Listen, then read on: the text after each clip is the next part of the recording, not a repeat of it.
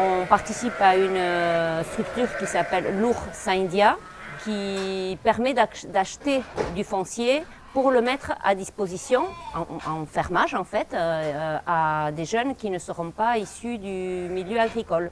Donc on en est à 445 hectares achetés uniquement sur le territoire Pays Basque. Dans ces fermes, vous incitez les nouveaux agriculteurs à adopter les méthodes traditionnelles du Pays Basque? L'année dernière, par exemple, s'est installé un jeune couple avec des manèges tête noire en transformation fromagère en Pays Basque intérieur. Il y a eu précédemment aussi une jeune chevrière qui était, elle, déjà installée mais qui n'était pas propriétaire.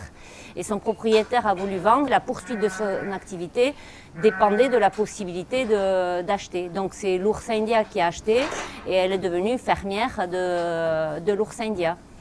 L'Oura, c'est la terre en basque et Saindu, c'est préserver, protéger. Donc l'Ours India, c'est l'idée de la préservation de la terre. L'idée, c'est vraiment de résister un peu à la pression immobilière, c'est ça? Il y a beaucoup évidemment de construction.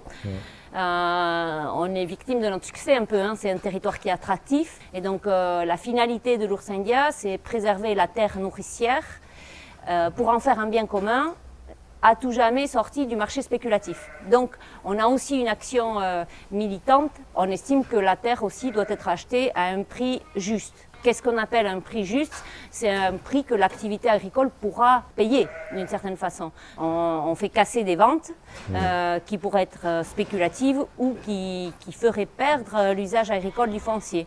Et les consommateurs participent à l'Ours India ou c'est juste une affaire de paysans? Alors l'Ours India, donc c'est une société à commandite par action. Ça veut dire que d'un côté il y a des actionnaires qui peuvent être des citoyens.